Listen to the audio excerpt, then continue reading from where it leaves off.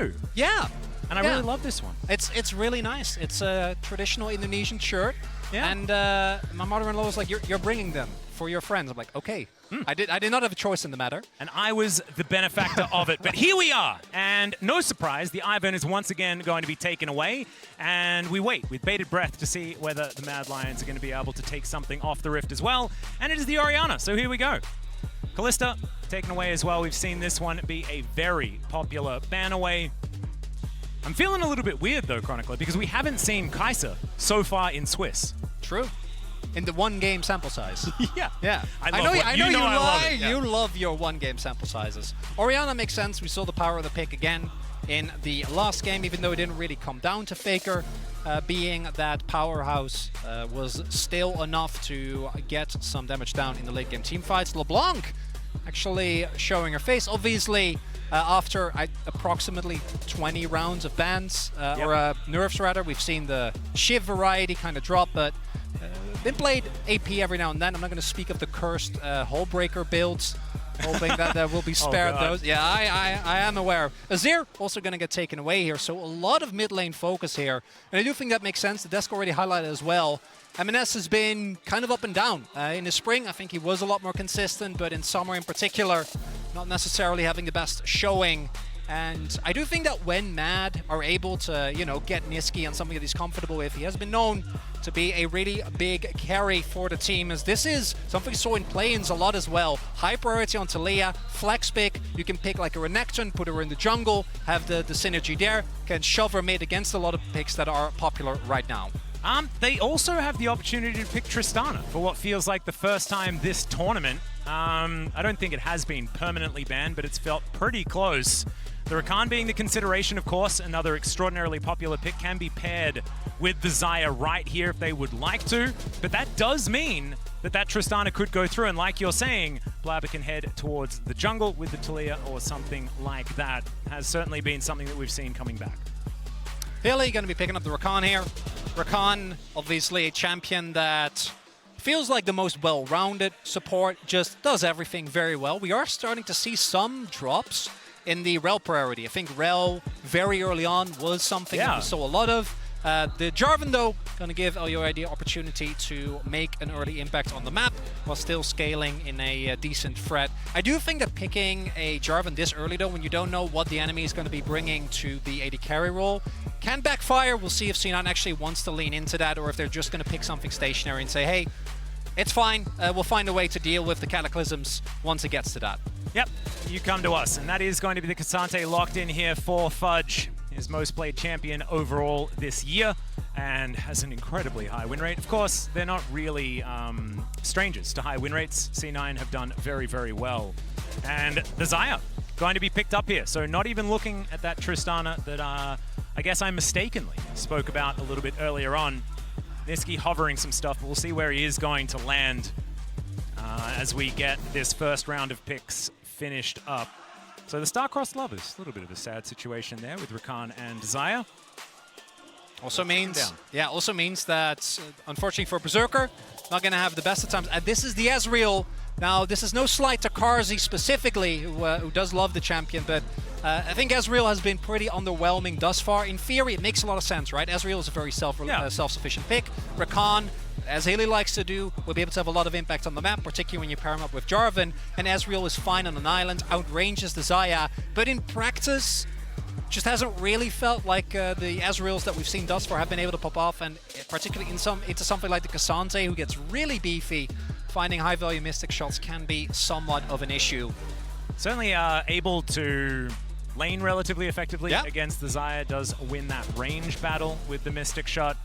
So next round of bans going to come through here as the Nautilus is going to be taken away from Sven. Makes a bit of sense there, of course. Often just paired with Xayah in general, but just not wanting to allow that engage to come through from Sven towards the bottom side. We'll see whether he does go with a Rel like you were talking about, which is still up and available. Might get a look at here in our next round of bans. Rumble taken away from Chasey. Of course, watching Fudge in the final didn't look like he was too worried about Rumbles. Renekton just looking like a counter pick. which is not how I was used to seeing that matchup, Chronicler.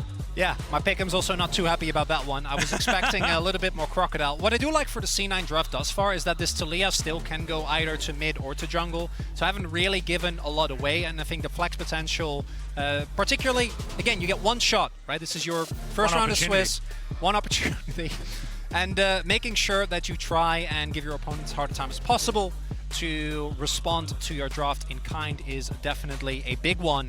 Now, expectation would be to see something picked for Chase here. You already know your matchup in the top lane, and then save that counter pick for Nisqy. Or you pick Tristana, and then last pick Gwen. Sure.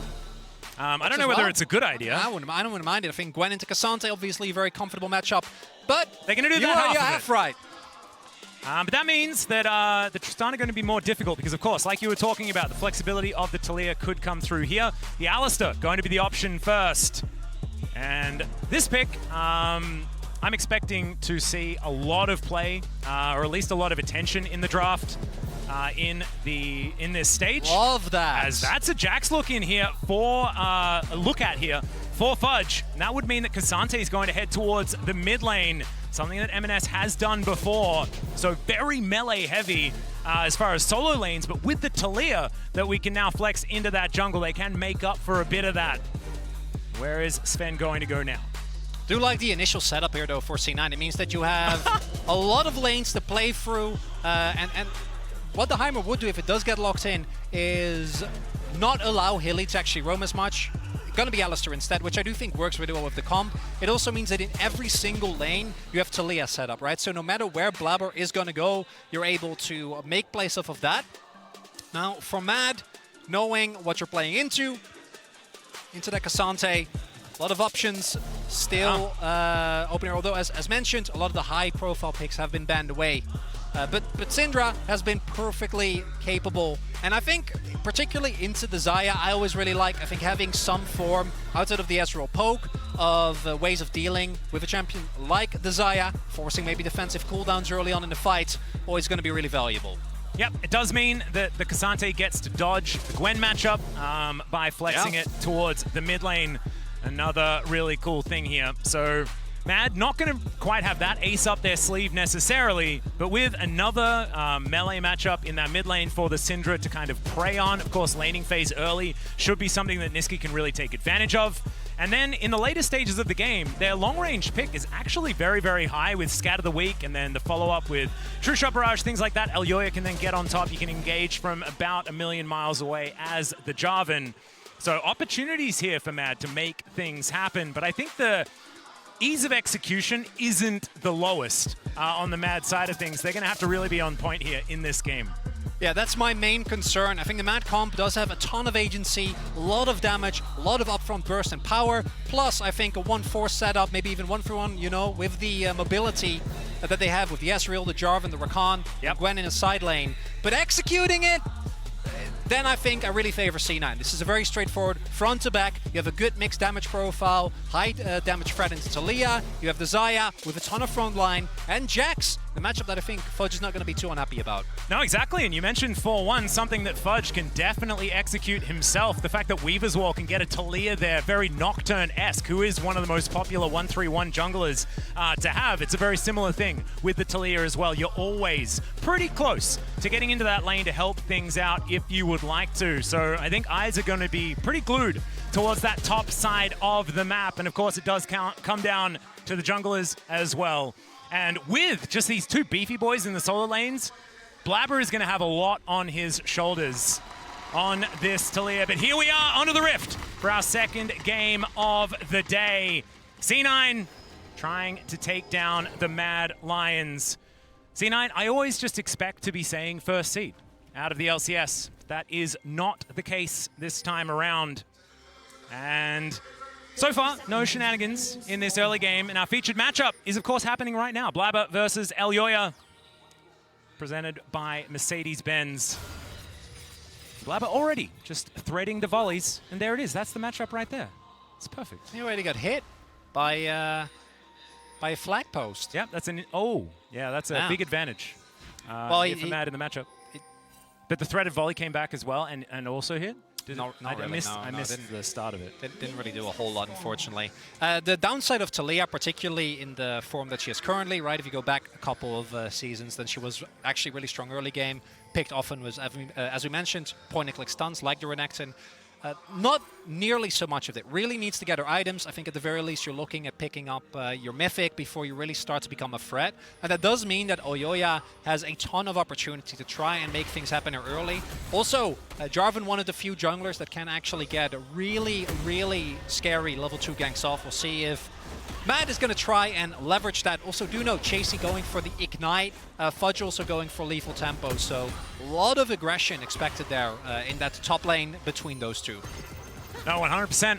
Not going for, we've seen like some of these Ghost options as well from the Gwens, but the Ignite, very, very aggressive, like you were talking about.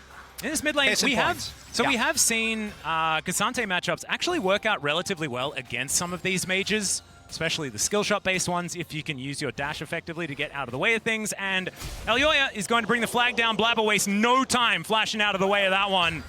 And he is just going to get about his business, just going to get away from this whole situation. Elyoya feeling like the damage has been done though, so Blabber going to be able to still take his chickens. Yeah, and nice to get the flash there from Yoya, but because of the mid lane situation, MNS actually able to get a little bit of early damage down and was able to already path towards those Raptors, so Elyoya not wanting to risk. Also, Healy was already moving up in case we did get a longer play. Ended up not being the case. Does mean that Elyoya is going to be a little bit delayed. And outside of the flash, not get a whole lot. We're going to see if he's actually able to get a lot going as, yeah, trading into an Aftershock for the Syndra, not a very fun experience. Yeah. And so far, MNS actually looking really good as Hylissang is already here. Just seeing whether there's going to be an angle. Looks like that is not going to be the case as Fudge jumps in, or leaps in, I should say, onto Chasey. Looks like the Gwen's going to be all right for now, evening out the CS. It was looking a little bit dire for a moment there, but of course that is just a wave moving towards the Gwen. Chasey's going to be able to at least do his best in this lane.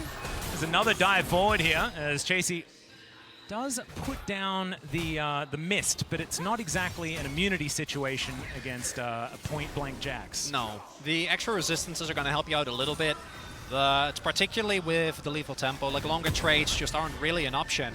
You see as well, MNS actually doing a great job here aggressively, keeping Niski on the turret, and particularly with Doran Shield and Aftershock, like the ability of a Syndra to bully out Cassante, not really looking too hot. Might be a double scuttle situation here, so C9 actually able to absorb the early pressure from Elyoya and then get out ahead. Although, as long as Blabber doesn't get punished for his lack of flash, which could, of course, still happen. Yep, and he can move relatively quickly around the map and things like that. As long as C9 keep some vision control, Blabber should be absolutely fine. He's going to ride the wall and look to head back down towards this bottom side. It looks like the Krug camp, as it is going to be coming up relatively soon, is going to be his first port of call. And we also see Blabber already picking up his Lost Chapter. Actually wasn't able to get a look at his runes, but particularly something we see very often with junglers that are looking to get their Mythic as soon as possible, or are very reliant on initial item spike. Can be Lost Chapter, can be Dirk. See Futures Chapter used a lot. Yep. In this case, though, Blabber already has his Lost Chapter, meaning that he is going to be completely fine in terms of mana, and also, as mentioned, the current form of Talia really looking to get to the Mythic as soon as you possibly can. And despite Elyoya trying to introduce some delays, not going to have too much slowing down now. Could be an angle here, will get spotted. Fudge is going to immediately back away. Did have that ward there, but Leap striked a little bit early. That is going to be the flash to follow up. Still gets the knock up, and that is first blood with the last tick of Ignite for Chasey. Amazing follow-up there from Elyoya. If Fudge is able to complete that Leap strike, able to flash out. That was very close to a botched one as well, because that was right at the end of the flag and drag. It really was. And if you don't have that flash and that play doesn't work out, it's a disaster. Instead, really big winner, because the kill goes to Chasey as well. So Chasey, in a matchup that I do think leans towards Jax, but is by no means one that if you get far enough ahead, is unwinnable or unplayable for the Gwen. Not going to feel too bad now. Chasey did have to back. The shove-in from Blabber means that we're going to have a little, maybe 2 minions gone, but with a cannon, not going to be the end of the world. And Fudge here, crucially, didn't use one until the end. And then Elyoya doing an amazing job there. Maybe if you flash upwards, could be a little bit too far off for Elyoya, but Fudge not able to get out of that one. I mean, I feel like Fudge did almost as much as he possibly could do because he waited until the most opportune moment to get that flash off, but the reaction time from Elyoya was really good. Incredible to make sure that he still gets the knock-up. Blabber in position. We'll see whether he can find himself a seismic shove. Chasey is ult. Onto Chasey, exactly. Gets a ward down as well. Blabber had vacated the area. Leeching Lear is in his back pocket, though. He is pretty scary on this Gwen. Closer and closer to this Rift Maker. More devastating you can get as these snips really do start to take their toll. I don't think they have the damage, especially with Gwen having ultimate available. And looks like they're going to decide against it. Chasey also clearly knew that something suspicious was going on. There's Hilly running towards top lane, as he does. And particularly without flash, Fudge can definitely be a somewhat susceptible target. Also not sitting on the ward right now. No pink in the inventory. Is about to hit it.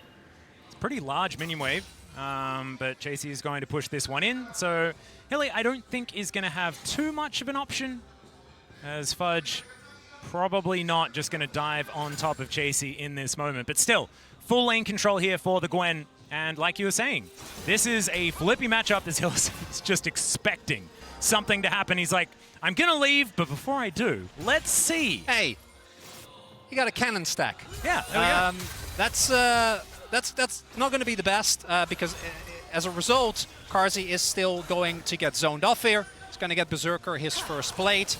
This is something that you do expect to happen. We did see, though, that C9 not actually being able to deny a huge wave, not able to get more than one plate. I think playing it safe as well because they didn't actually know where Hilly was.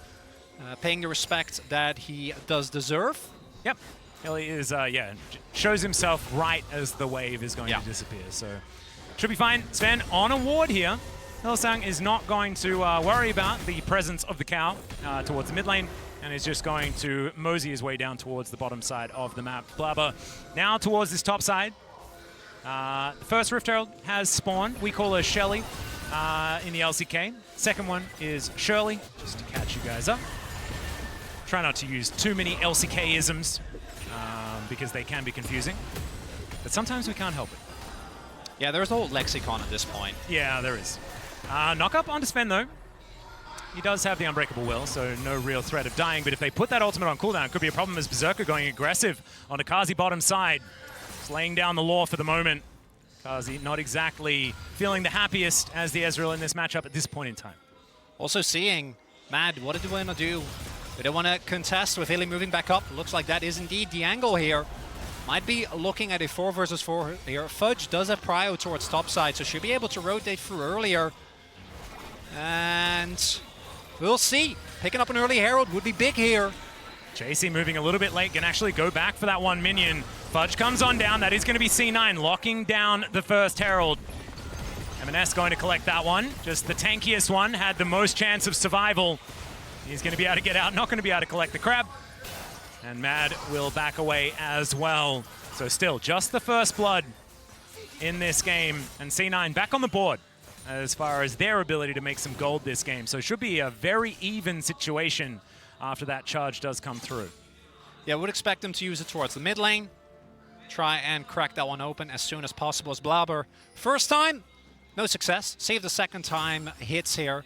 Of course, Chasey not having a flash or ghost makes ganks all the more exciting as there we go! There it is, the Unraveled Earth comes down. Chasey gonna try and get himself out of here. The Counter-Strike doesn't quite work, but he doesn't have too much more. Cataclysm going to come on through. Can he get any kills back? Elyoya not gonna be able to find it. Sven just uses the ultimate beautifully to survive everything, and C9 are on the board. Really nicely done there, even with Blabber not able to actually find the knockback because Chasey used the W, Blabber wasn't in range. The follow-up is enough. Zwen immediately grabs turret aggro, which ensures that with his ultimate he is fine. Fudge might have to pay the price here, though.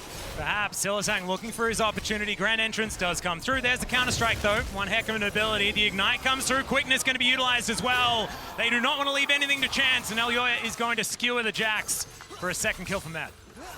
And the roam from Hylissang working out this time around. As Berserker and Karsi, they're still here, guys.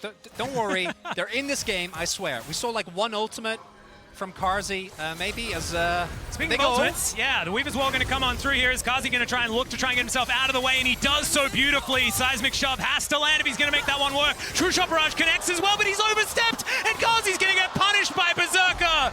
We could say baited by Blabber, but unfortunately, I think it was more of a Karsi stepped a bit too far forward. Desperately wanted to get the kill there on Blabber, who still had his flash available as well. And into the welcoming arms of Berserker. Xayah getting an early kill, particularly in a setup with as much frontline as this, always going to feel great. And Mad, able to get that topside kill was nice, but one of the reasons why the Ezreal is seen as such a safe pick is because it's so incredibly hard to consistently lock him down. But the moment you start falling behind with a pick like that, particularly if there is frontline in the form of Alistar and Cassante, you can definitely run into some issues. And that's going to be a lot of CS missing. Now, the plate not going over to C9 is nice, but in by itself, not enough. And I think that you just have to accept, right? You absorb the gank.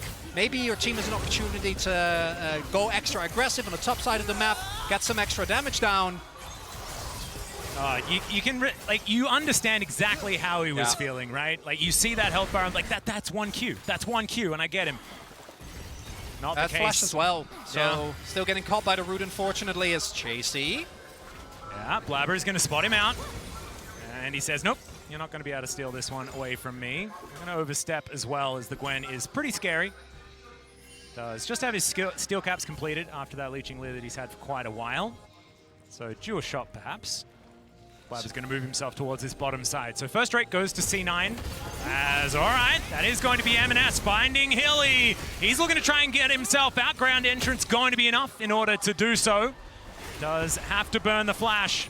Not exactly the favorite thing for a Rakan who wants to use that to get these fights started. Yeah, overstepping a little bit. Mad was also invading the top half of the map where they have great vision control. So Hilly then trying to also apply some pressure, get down some vision in the bottom half of the map. Will end up getting punished.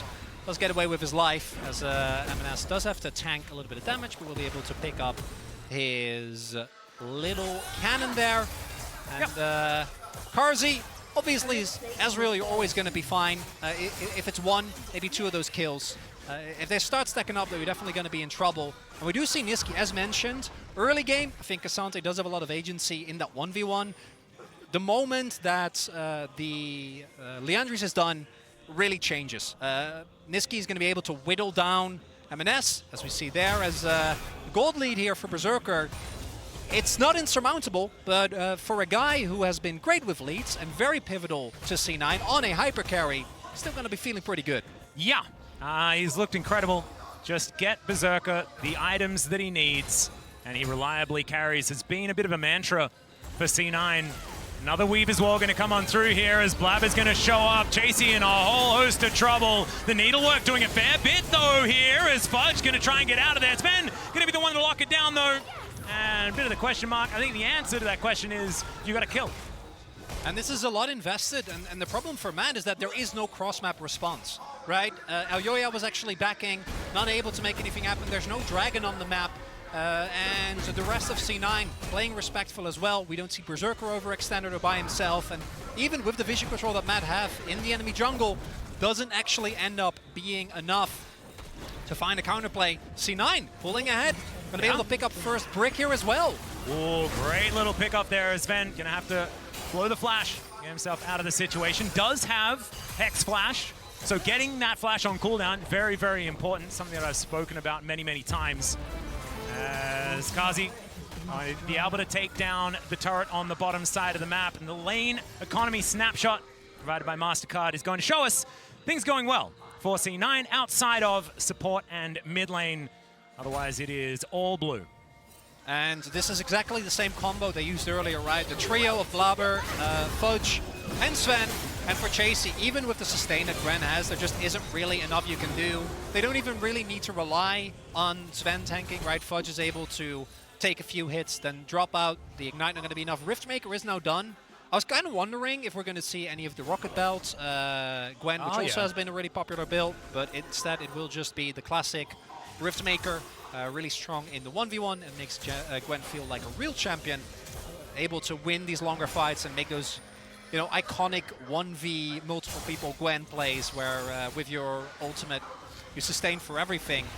I'm wondering when we're going to see the Akali answer once again on the top side of the map. I know a lot of top laners have been playing a heck of a lot of Akali in solo queue, but solo queue doesn't give us a lot of information.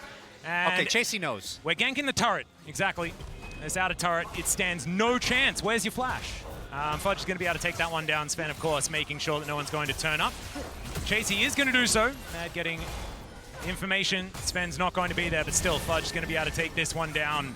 So 1-2 as far as these turrets are concerned. Things working out as far as side lane priority for C9 as well. Feels like the Jax is working out here for Fudge. And we did see the Herald being taken on the other end for Mad, and they will be able to get a charge turret very low, and picking that up going to be a big boon for them. Niski, now we're starting to see Mad actually pick up some standing gold on the map, equalizing these objectives, making sure that they don't fall too far behind. And honestly, very similar to the previous game, we actually see it going very even. Yeah. We'll see if C9 can build themselves up a Drake lead here. That's going to be that Hextech Drake, and it will be secured there. Good smite from Blabber, as Niski's going to have to flash. Fudge is going to flash immediately after him as well. Blast Cone, he wants to get over and he'll find it! Beautifully solo killed by Fudge. Locks down the Syndra, and the Jax is only going to get worse from here for Mad. Really big win. C9 get the dragon. Niski gets caught on the opposite side of the map and invests his flash as well. And that to me is the biggest part of that, because for Fudge with Leap Strike and the innate safety it provides, it's actually really hard to consistently take down the Jax. But yeah, the moment that you know you're in a long lane alone, I think some of the members of Mad actually being spotted, Fudge knows he can go in. You're never getting away from that Jax. Yep. Beautifully played by Fudge. Even gets a ward there that is now very useful. Like, it's just success after success.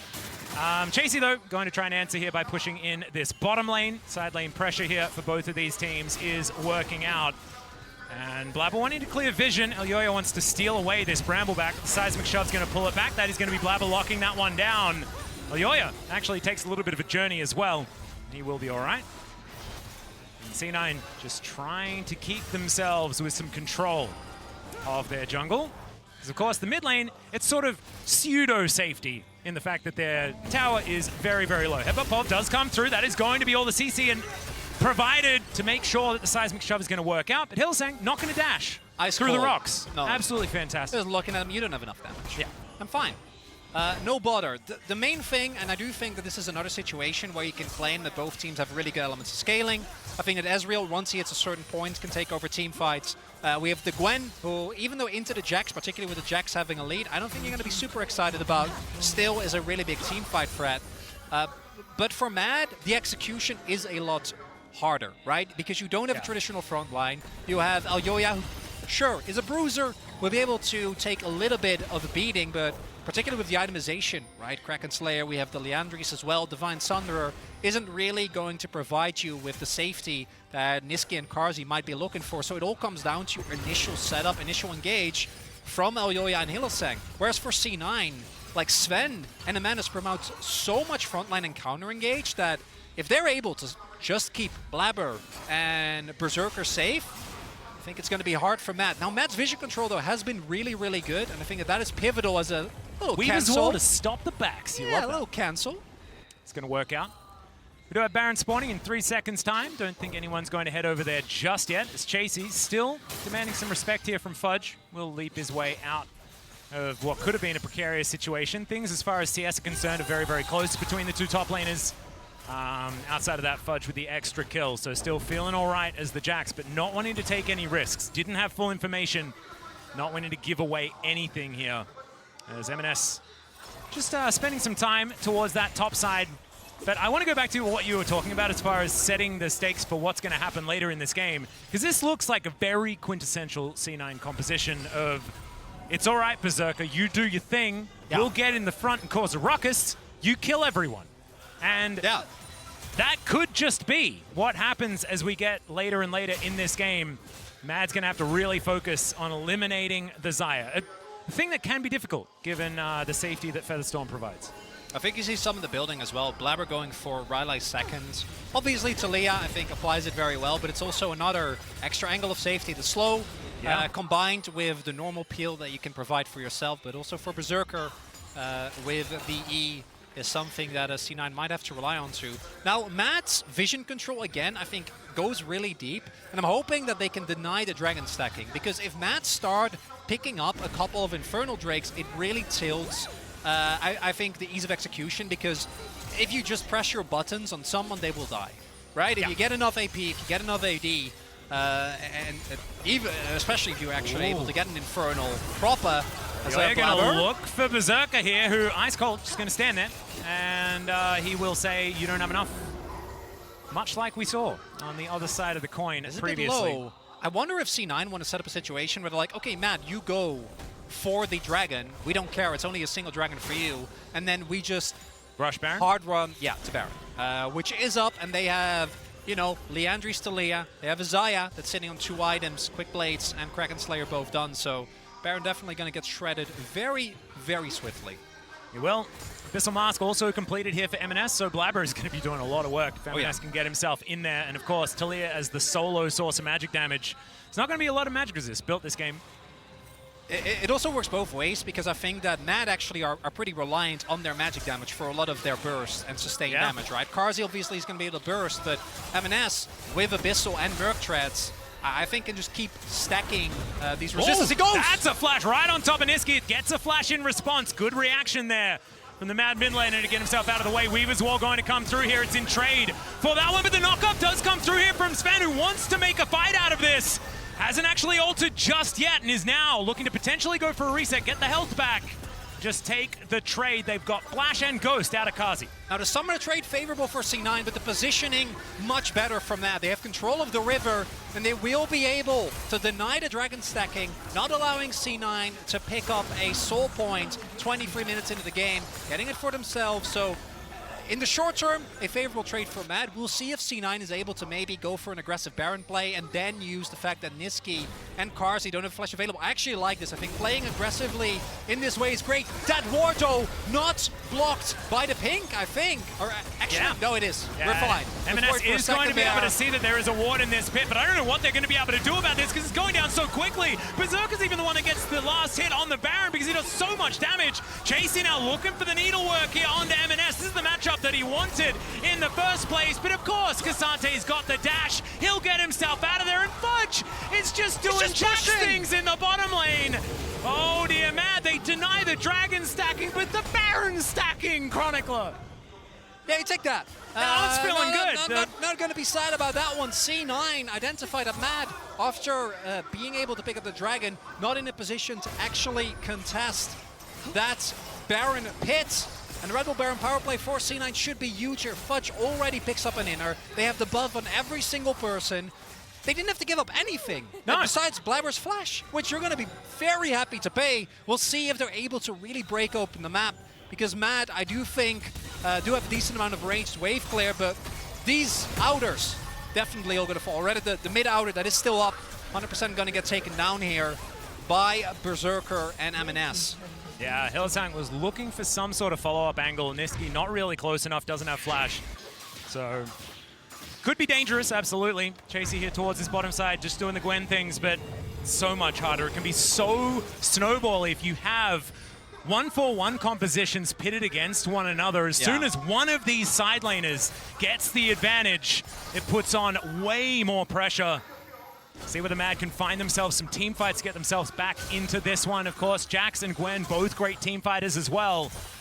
But with the fact that Fudge has this edge, especially with the Baron, can really be a worry. And like you were talking about, the Red Bull Baron power play sitting at 2.2k. I think we're just getting better and better as far as these...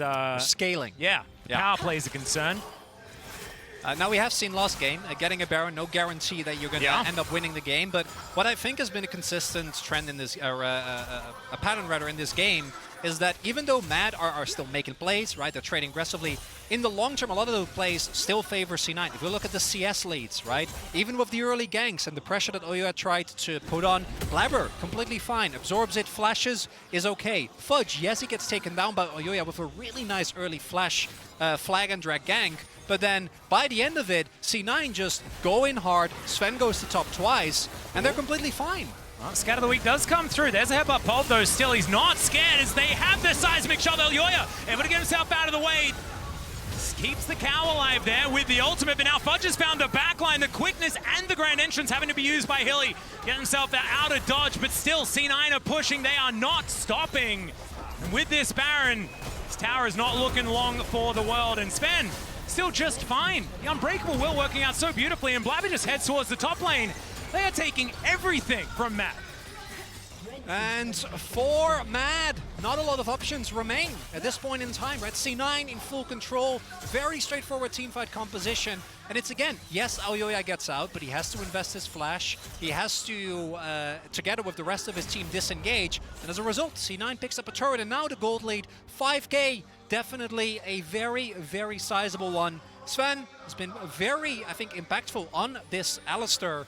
Because even though Blabber, I think, having a great game when it comes to the damage output and absorbing the pressure, it's been Sven who has been making so many of these aggressive plays. The cancel there on Oyoya's flag and drag is what sets up that play. Nicely done by Sven, and it's the power of this Alistar that we, we're already talking about is very, very strong, but Rakan as well has had a lot of these moments already in this tournament, and just throughout his lifetime in League of Legends. Hylissang might be able to find something. We know he's provided some magic in the past. It's a bit on his shoulders to try and make sure that Mad can get the fights that they're looking for as well. But right now, it is looking tough here. And C9 looking like they should be able to get off to a 1-0 start. However, the win rate for teams that pick up Baron is currently 0%. So, let teleport that from Fudge. Deep teleport will get spotted. Yeah, immediately. However, his position is still good. As Mad looking to try and get themselves out of the way. There's a flash headbutt to come through, but Hylissang, he just gets himself out of the way. It's not really the target that they want. The needlework now being put forward, but the stopwatch going to be utilized here by Fudge beautifully to keep him alive. But there's a lot of resources used by C9. We'll see if this is an opportunity for Mad, if they can get to 2 dragons. Maybe try and punish the indecision there from C9, right? The moment you know you're spotted, doesn't end up working out. The wall is going to be enough to keep him away. It looks like it is. Yeah, it is. Flag not going to do enough damage to contest the smite, as Hylissang taking a bit of damage here as well. And M&S just going to be able to press that W. CC not something that he's too worried about. Kazi is going to be pressing that E forward, a dangerous move, but not going to be able to find any of his targets either. So Mad just have to watch as Soul Point goes over towards C9. And Chasey have to get back towards this minion wave. Has a lot of work to do as far as this one is concerned. Getting any sort of map pressure here for Madden. We're approaching even larger gold advantages here for C9. And if that Infernal Soul comes through, it's looking pretty dicey. Very much so. And additionally for Mad, as mentioned, I think that so much of it rests on actually being able to be the one that is on the offensive. And I think that Mad have been able to do that in specifically a 2v2 skirmish 3v3 sense. When it comes to the team fights, feels like it's C9 that's pulling the trigger every single time. It's Blabber getting a catch, it's Sven going in, and even though the last engage didn't quite end up working out, Dragon still goes over to C9, so I don't think it's going to be too sad. The cancel! Oh yeah, it's going to get cancelled. Seismic Shove going to come through, and I guess you can just engage onto Hylissang if he's that far up, and C9 now with a 5v4 advantage and a Baron that has just returned to the Rift. They're going to look to grab their second, and that might be the final nail in the coffin for Mad. And it's going to be another engage. The headbutt to push Elyoya away. Not going to be able to flag, drag, flash, or anything to steal that one as M&S. He's also able to keep himself alive. Kazi going to push forward one more time as Elyoya looking for it, but Berserker's just flashing after him. The seismic shoves. They've been amazing this game from Blabber. That's going to mean that Elyoya can't do anything. And Chasey just wondering why his kill feed's just red as he's dealing with an inner turret. And C9 looking to take a decisive victory here. Slow and steady. I think Sven, again, having a wonderful performance here on the Alistar. Blabber absorbing the early pressure from Elyoya.